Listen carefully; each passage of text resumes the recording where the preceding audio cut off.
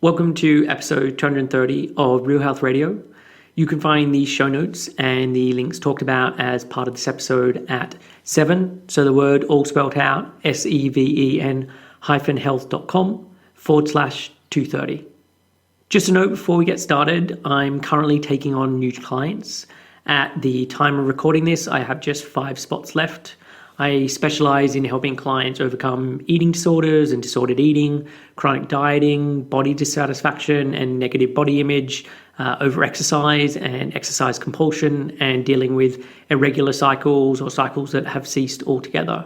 If these are areas you struggle with and you'd like help to make them a thing of the past, then please get in contact. You can head over to seven-health.com/help, and there you can read about how I work with clients and apply for a free initial chat. So the address again is seven-health.com/help, and I'll also include that in the show notes. Hey everyone, welcome back to another episode of Real Health Radio. I'm your host, Chris Sandel. I'm a nutritionist that specializes in recovery from disordered eating and eating disorders, and really just helping anyone who has a messy relationship with food and body and exercise.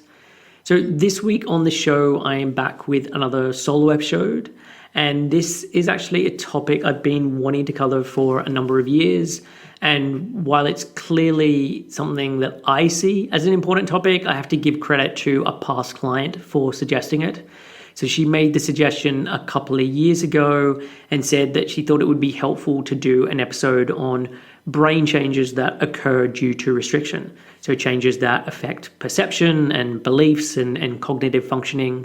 And in the interviewing years since she made that suggestion, I've just seen how important it really is to cover this topic. And when working with clients, I think about things from 2 sides. So one is the nutritional rehabilitation and how the physical body is working versus where they would like it to be. And we can use various symptoms as indicators as how things are functioning. And then the other side is more the mental, emotional, and psychological side. And this is looking at thoughts and beliefs and identity and values and those kind of things. And it's how someone perceives the world and perceives their place in the world. And while I can talk about these as being 2 sides, they are completely interlinked. So your nutritional status and your physiology impacts on your psychology and your beliefs and how you see the world. And in fact, if you're trying to do psychological work while in a depleted state, it's really difficult or maybe impossible even. And I've made reference to the Israeli judge study on the podcast before. So this was a study done in 2011, and it looked at the decisions of judges in Israel who presided over parole hearings. And the paper looked at over 1,000 rulings made in 2009 by 8 judges. And judges, or the judgments, are meant to be based on the facts of the case, but what they found in this study was something interesting. So they found that the probability of a favorable decision dropped during sessions.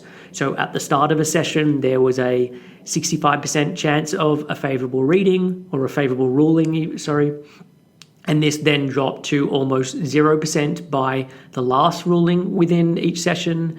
And then the rate of favorable rulings returned to 65% again following a food break, and then heads back down to basically 0% by the end of the session.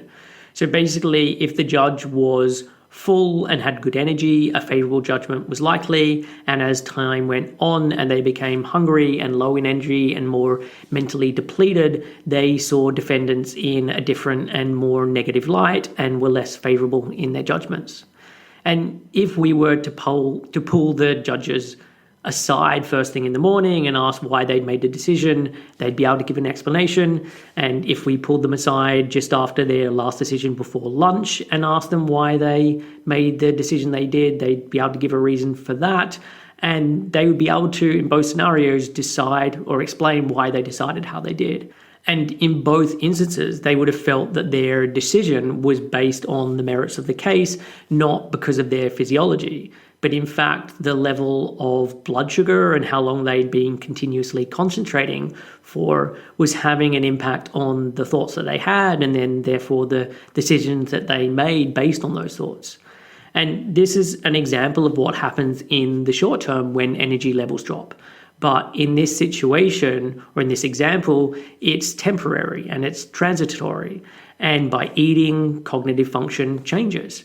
But with ongoing restriction, this then becomes more of the norm. And rather than just a dip in glucose in the brain having an impact, the brain actually starts to change, like it degrades. And certain regions of the brain cease working as they should. And what's most troubling about this shift is that you are unaware of it happening. So rather than feeling like your thoughts and your beliefs or your mood are being altered, it just feels like you. It feels like this is who you are. And this is really the catch-22 with recovery. So after ongoing restriction, you're cognitively impaired, your brain has become impaired, and you require weight gain and a sustained time, even after reaching a healthy weight, for cognitive impairment to fully improve. And yet it's the cognitive impairment and the accompanying symptoms that then make you believe that either nothing is wrong or they create the terror at the thought of gaining weight. And the recognition of the extent of the situation becomes apparent once recovery has happened. Like clients feel like they were in a cult, they feel like they were brainwashed once they are out the other side. But they could really use this insight at the start, not at the end. And instead they get the opposite. And the deeper the hole that someone is in, the more they're unable to see how deep they are in and how much is being lost because of it. And so as part of this episode, I want to go through a number of papers that look at the changes that occur due to restriction and looking at the brains of those who are suffering with anorexia mostly. There are some that are looking at bulimia as well. And they then compare this to either healthy counterparts who have never had an eating disorder or those who've had an eating disorder but have now recovered.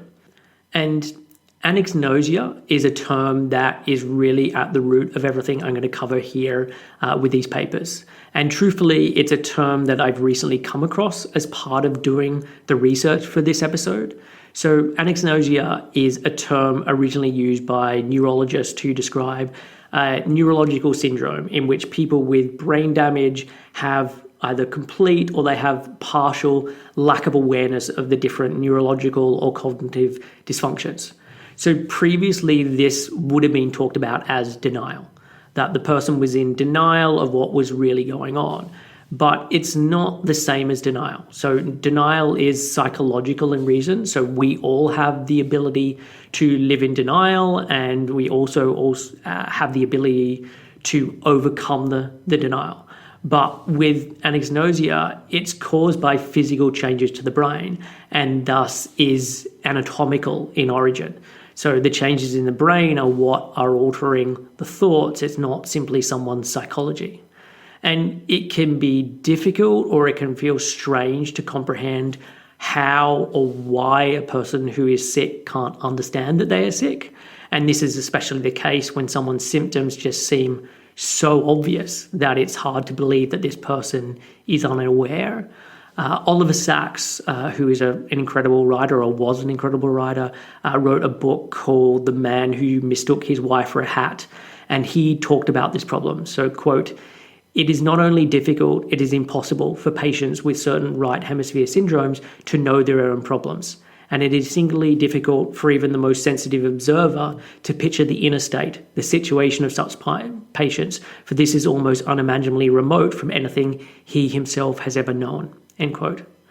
So while it can feel baffling that someone can't see what's really going on, this is the case. And it's not about denial, it's about brain impairment.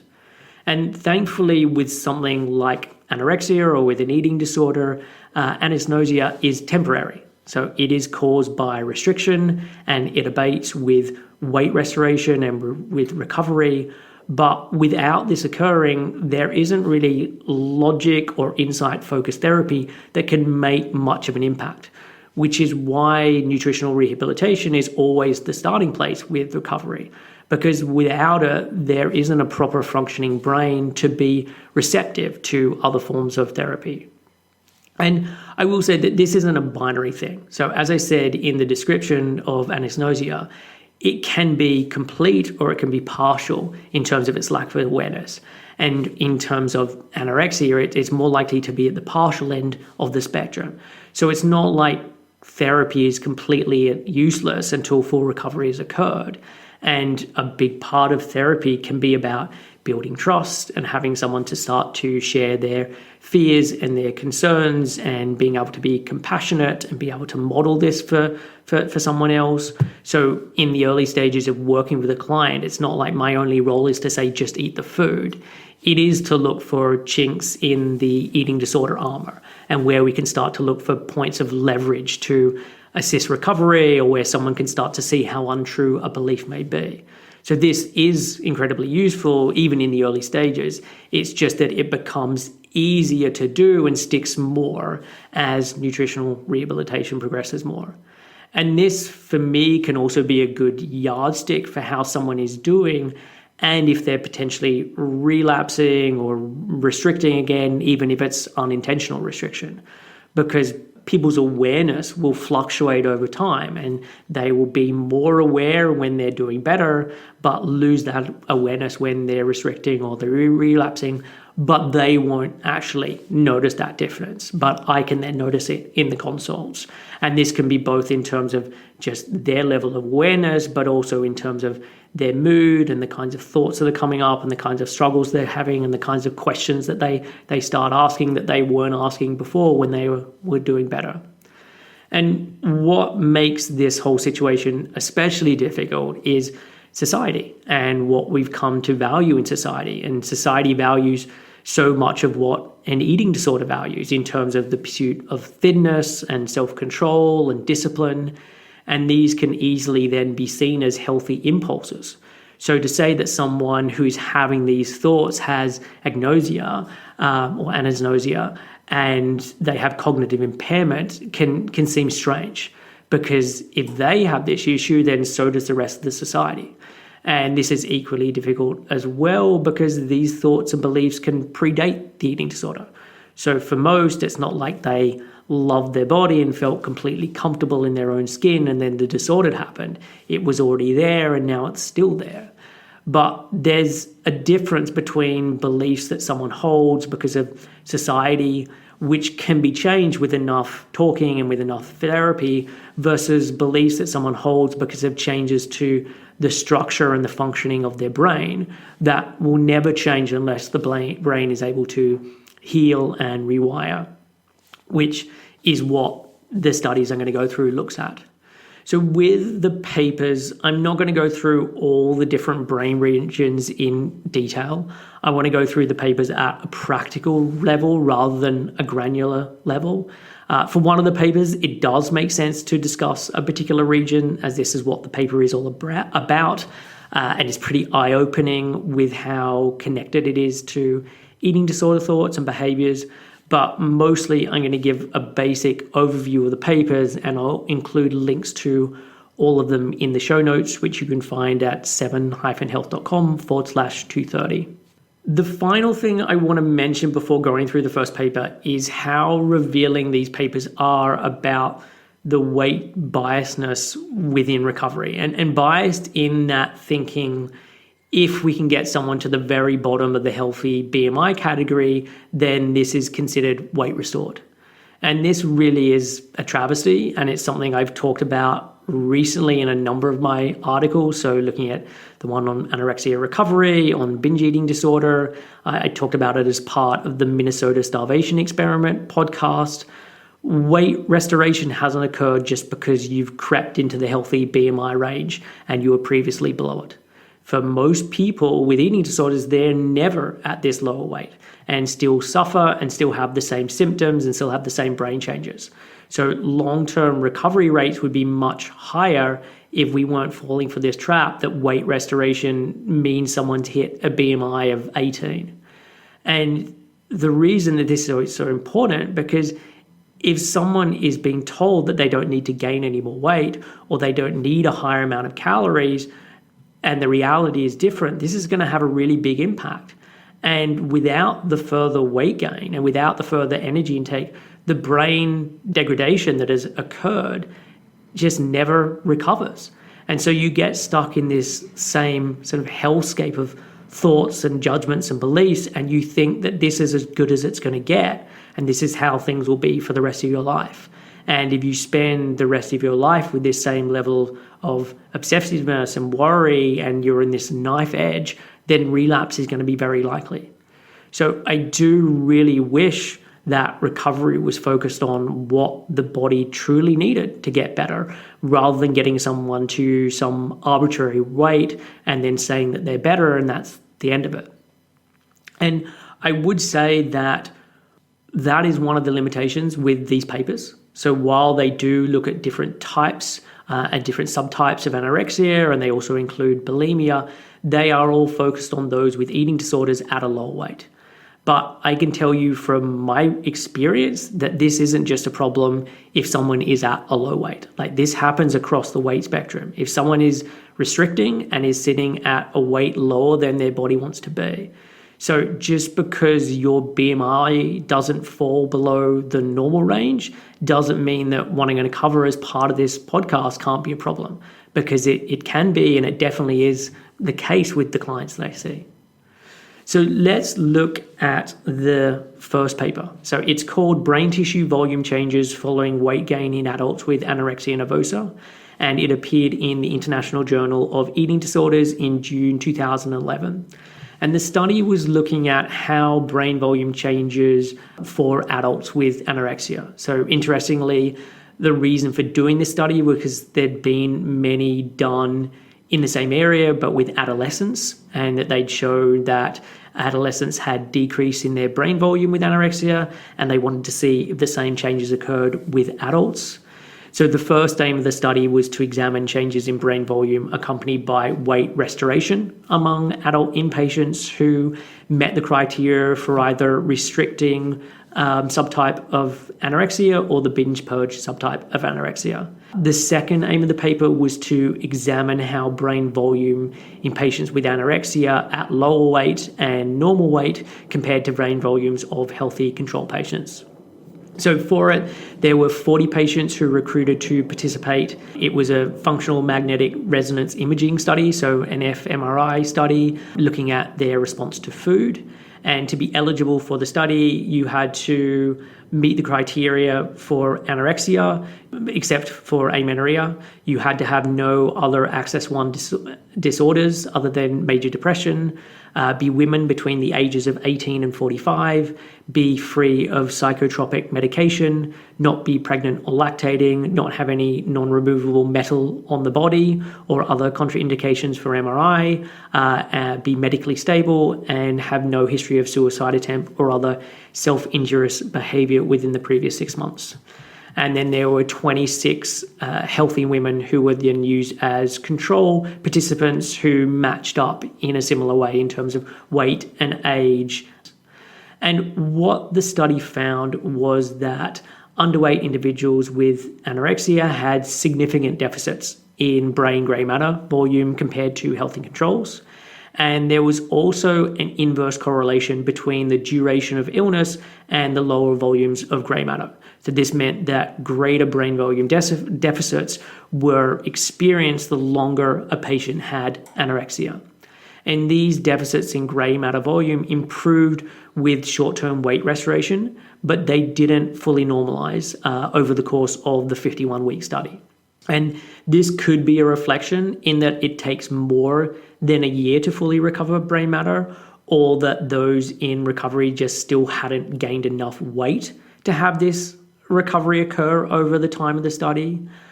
It could be argued that these changes are permanent, that once brain matter is lost, it can never fully heal. But let's look at another study to see if this is actually true. So the next paper is normal brain tissue volumes after long-term recovery in anorexia and bulimia nervosa, and it appeared in the Journal of Biological Psychiatry in 2005. And the goal of this study was to assess brain tissue abnormalities in a large sample of individuals who'd had long-term who had long-term recovered from eating disorders, including the different subtypes of anorexia as well as bulimia. And they used MRI, and it was performed on 40 women who were long-term recovered. And how they defined long-term was greater than 1 year with no binging, purging, or restricting behaviours at normal weight and having menstrual cycles and not being on medication. And the recovery or length of recovery for the participants wasn't just a year. So it actually ranged between 29 months and 40 months. So much greater than a year. That looks more like 2.5 years to 3.5 years that these people had been and recovered. They also then had 31 healthy control women to compare against. And with the 40 women who'd had previous eating disorders, 14 of them met the criteria for a restricting type of anorexia, 16 met the criteria for the binge purge subtype of anorexia, and 10 for bulimia. So what did the study find? All the brain structures in the recovered women were normal in volume and similar to those of control subjects. So while the previous study showed that partial recovery happened with initial weight restoration, this study suggests that structural brain abnormalities are reversible with long-term recovery. And what is important to keep in mind here is the time frame. So complete healing hadn't happened after a year in the first study, but had by 2.5 years in the second study. And I'm using 2.5 years in terms of the person who had the least amount of recovery time. And I just want to say that recovery takes time. Like, even if the weight restoration process takes a handful of months, this doesn't mean that all healing is done. And I think this is really important because you can notice that you've gained weight, that some symptoms have improved, but you still struggle with feelings around food and fear of weight gain and struggling with body acceptance. And it's easy to think, well, if this is as good as it's going to get and I have to struggle like this all the time, then I'd prefer to struggle like this and do so at a lesser weight. Or you can feel shortchanged that if this is all recovery is delivering for you, like, why did I put in all this effort? But that is not actually the case. And with time, this does change. Like, full recovery is possible. It just takes time for the brain recovery to catch up. The next paper is called Cognitive Function and Brain Structures in Females with a History of Adolescent Onset Anorexia Nervosa. And it appeared in the journal Pediatrics in 2008. And there were 66 female subjects in their early to mid-20s who had a diagnosis of adolescent onset anorexia nervosa and had been treated 5 to 8 years earlier in a tertiary care hospital. And then they had 42 healthy female control subjects who were in the same age bracket. And as part of this study, they looked at weight restoration as well as menstrual function. And I made the comment earlier that I think there can be a rather biased and skewed perception of recovery weights and recovery restoration. And I want to quote something from this article to highlight this. Quote, "Although weight restoration is an important goal of treatment and one indicator of recovery from anorexia, menstrual function may remain abnormal in some weight-recovered patients and normal in some low-weight patients. These observations highlight the possibility that weight and menstrual function have independent effects on brain structure and cognitive function in anorexia." So menstrual function is impaired by undernutrition. If someone is supposedly weight restored but is still not menstruating, I question how weight restored they really are. So for me, I feel like this is less about weight and menstrual function having independent effects and more that full weight restoration recovery hasn't happened yet. So for this study, as I mentioned, the subjects had been treated previously for adult onset anorexia nervosa. And at the time of the study, 10 clinical participants continued to meet the criteria for anorexia. So 6 were restriction and 4 were binge eating subtype. 1 clinical participant had binge eating disorder, and then 30 were in partial remission, showing residual psychological and physiological symptoms, and then 25 were free from any symptoms of anorexia, and none of the control subjects had an eating disorder. So what did the study find?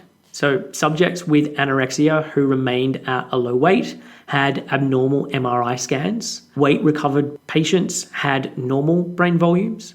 And then patients who currently had lost their menstrual cycles or had irregular menses showed significant deficits across a broad range of many cognitive domains, including verbal ability, cognitive efficacy, reading, math, and delayed verbal recall.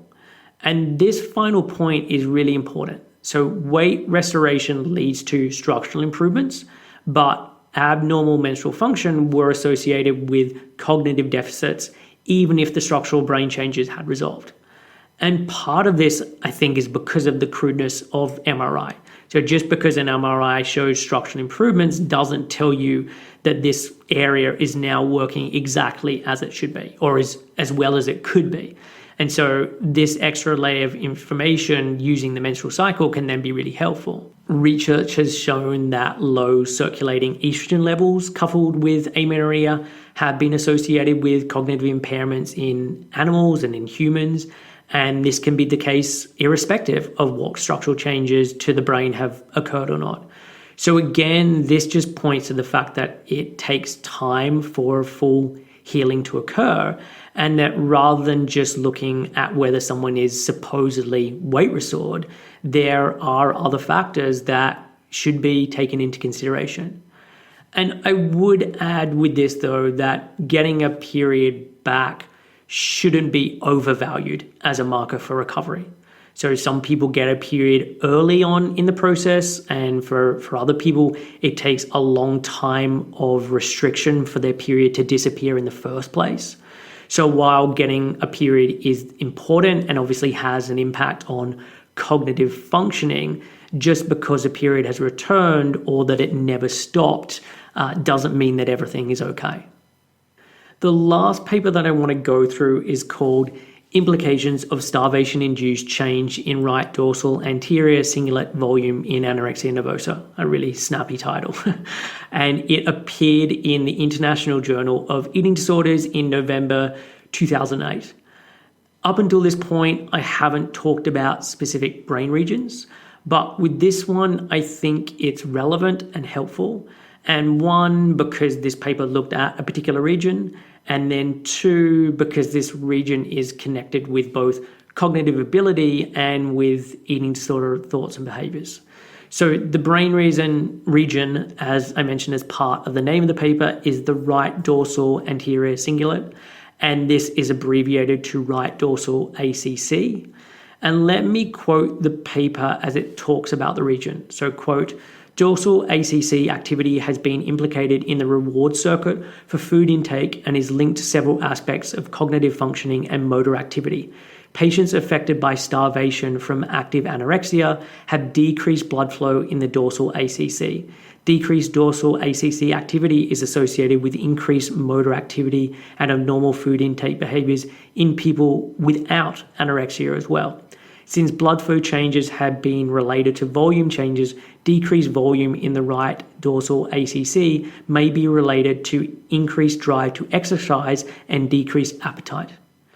Then there is another section that states, quote, "Right dorsal ACC volume reduction and dysfunction also have been found in patients with high alexithymia scores. High alexithymia scores, which indicate impairment in one's ability to express emotions and how one is feeling, also have been reported in patients with anorexia and may be related to outcome. Similarly, abnormal function and reduced volume in the dorsal ACC is also found in patients with OCD and may be related to food and body image obsessiveness and compulsions in patients with anorexia. Patients with OCD and anorexia also have similar deficits in executive function tasks. Although none of the patients in this study had a comorbid diagnosis of OCD, reduced right dorsal ACC volume reduction in patients with anorexia may help explain why obsessions and compulsions related to food and weight are known to increase as a function of decreasing weight in patients experiencing starvation with active anorexia." And then one more section, quote, "Most people who develop anorexia typically have above average IQ. However, during the active phase of anorexia, 50% of individuals with anorexia have been found to have mild cognitive impairment on two or more neuropsychological tasks, and 1/3 outright fail two or more tasks.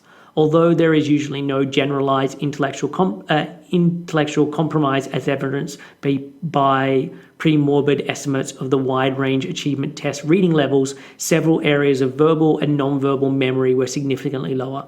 Impairments have also been found in several other areas of cognitive functioning, including verbal and visual memory, visuospatial ability, attentional skills, and executive functioning.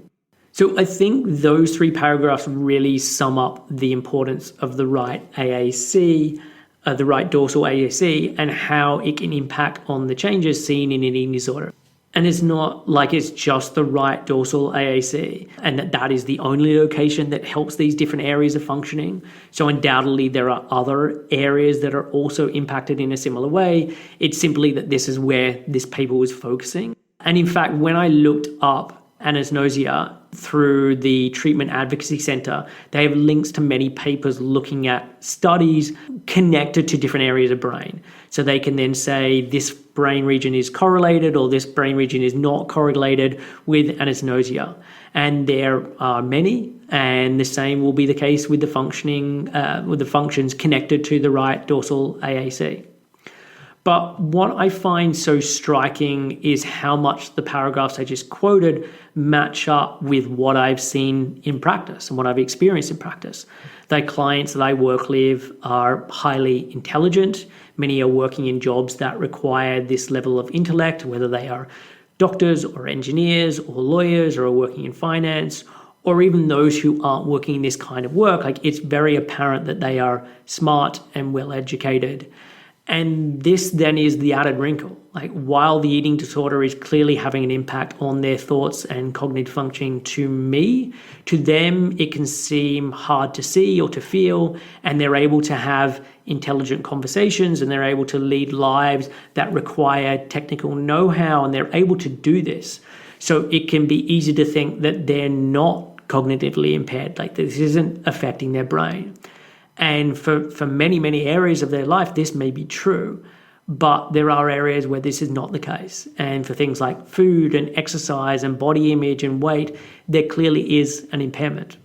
I always remember the film Memento. I love the director, Christopher Nolan, and it was one of his first films. It's about Leonard Shelby, who is played by Guy Pearce, and he's trying to solve the murder of his wife, but he suffers with anterograde amnesia, which is the decreased ability to retain new information. So he keeps getting tattoos all over his body as a way of trying to remember the new information before it disappears from his mind. And the whole film is actually shot in reverse order. So the start of the film is actually the end, and the end of the film is actually the start. It's incredibly well done. So if you haven't seen it, I highly recommend checking it out. But the reason I mention it is that for many clients, there are areas where it feels like they are suffering from some kind of amnesia, where for certain topics in regards to food or exercise or body image or weight, it's hard for this new information to stick. And this is connected to the concept of anosognosia, because this isn't about denial, but it's about the inability to actually grasp these ideas because of the changes to the structure and the function of the brain. But with nutritional rehabilitation and with time, this does change. The alexithymia that the quote talked about is also something I've noticed as well. So alexithymia is defined by, and there's four things. One, difficulty identifying feelings or distinguishing between feelings and the bodily sensations of emotional arousal. Two, difficulty describing feelings to other people. Three, a constricted imaginal process. And then four, a stimulus-bound, external-orientated cognitive style. And in some regards, alexithymia may make someone feel numb and shut down, which for many is part of the benefit of an eating disorder because it blocks out the pain and the noise and the emotions of real life. But in other ways, it makes emotions more heightened when things aren't going to plan, which is basically always in the case of recovery, because recovery is messy and it never looks how you want it to. And one of the facets of alexithymia is the inability to identify feelings. And this doesn't mean that there isn't discomfort or anxiety. It just means that this is more vague. And there's this constant feeling of fear or anxiety that's just simmering away. And you look for ways to tone down this anxiety. And this is where the eating disorder then comes in and can be so devastating, because it's then able to create this narrative around why this feeling is occurring, and it's because of weight or the fear of weight, or that you shouldn't have eaten so much or you should have moved more. And this then gives a reason for this feeling that someone is going through.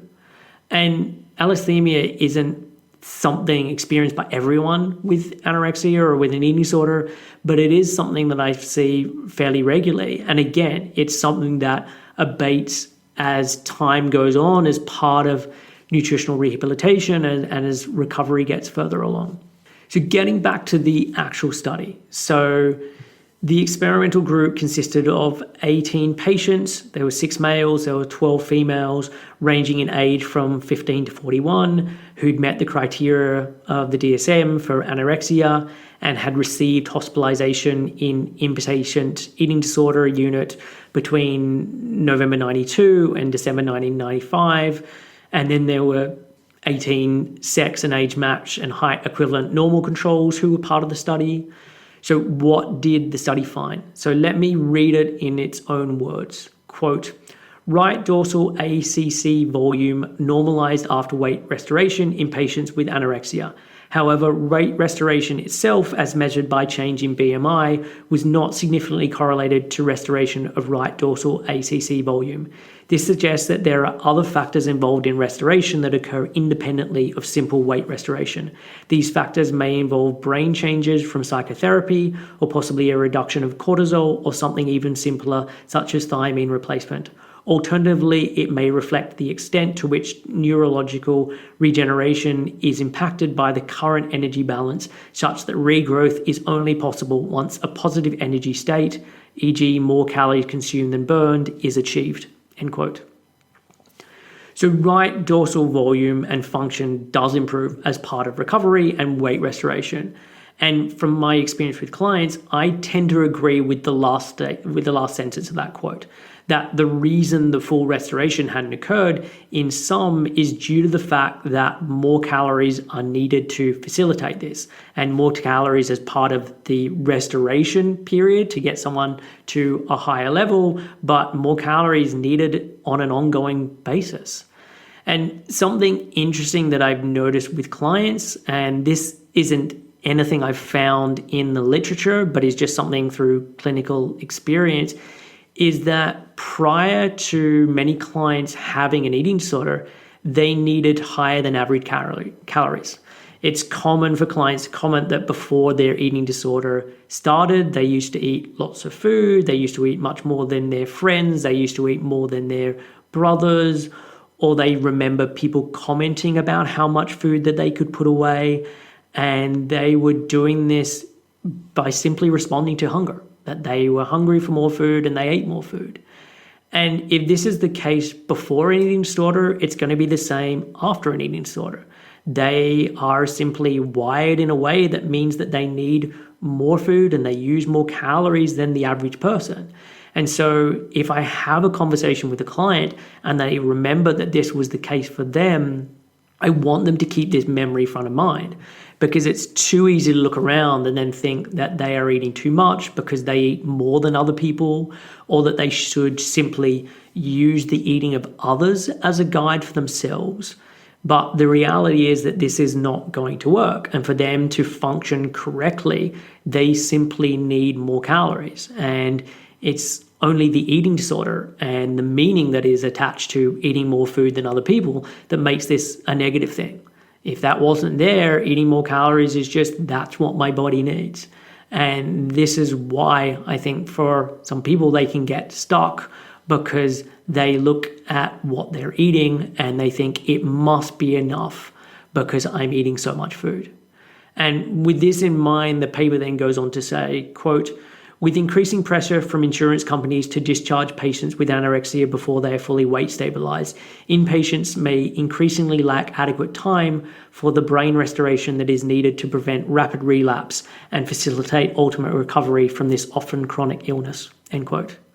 Now, given the early papers that I went through that estimated that it takes over a year and potentially more like 2 or 3 years for brain structures to fully heal, it is impossible and it is unrealistic for someone to be an inpatient for all this time.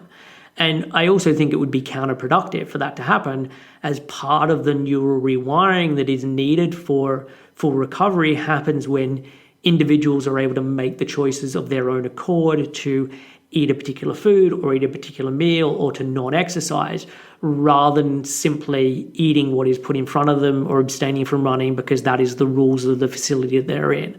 So I don't think that the end goal should be that full recovery happens while someone is an inpatient. But I do think we need to do a better job with both managing weight restoration and with managing expectations. And by this, I mean not just aiming for the lowest BMI within the normal range to sell someone that they are weight restored and should be discharged. And also being explicit about brain changes taking a long time, and that this is dependent on adequate calories coming in as part of restoration and adequate calories coming in on an ongoing basis. And I do want to say that there are many components or drivers for eating disorders. I don't want to simplify it and say that it is all biological, and if the right amount of calories come in, then everything is going to be repaired. There is a place for therapy, and for many or even most, it's crucial to reaching a place of full recovery. But if enough calories aren't there to create the foundation for the physical healing to take place, it's unlikely that other changes and forms of therapy will stick. So those are the papers I wanted to go through and is what I wanted to cover as part of the show today. As part of the research for the show, I came across an article that I'll also link to in the show notes.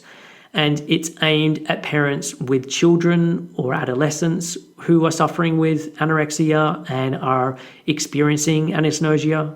And while it is directed at parents, I think it's applicable to practitioners who work with eating disorders, and it's something that I keep in mind when working with clients. So, quote, "Parents usually find that anger doesn't work. Logic and pleading and punishment doesn't help. Compassion, commitment, and firm response can help, however, a lot.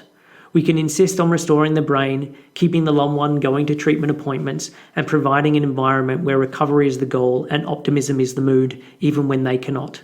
We can connect on an emotional level instead of a logical one, by being unconditionally loving, regardless of what the ill person does in response. We have to believe in the real person, the well person inside, and not allow ourselves to become embittered or defensive even when our loved one is irritable or combative." And why I love this quote so much is that this is what I'm doing when working with clients. Like, I am always focused on the true well person that is trapped inside, the one that I know doesn't care so much about weight and exercise and numbers and cares a lot about many other aspects of their life. And being able to help them escape that prison is what I'm wanting to do. And a prison that they might not even realize that they are living in, or they realize it but don't realize the extent to which they are constrained. And really just helping clients get out of this hellhole is what keeps me doing what I do. So I hope you found this podcast helpful. I know that logic and science isn't the best way to change someone's mind when they have anosognosia and when it's taken hold. But as I mentioned earlier, it's often a partial issue. And hopefully there is enough of a crack that some of this information can get through. Or if you're in a place of quasi-recovery, you can take even more of it on board. So that is it. As I mentioned at the top, I'm currently taking on clients. At the time of recording this, I have just 5 spots left. If you want help with recovery, with body image, getting your period back, exercise compulsion, being stuck in quasi-recovery, or any other areas that I cover as part of the show, then please get in contact. You can head to 7-health.com/help for more information. I will be back next week with another episode. Stay safe, and I'll catch you then.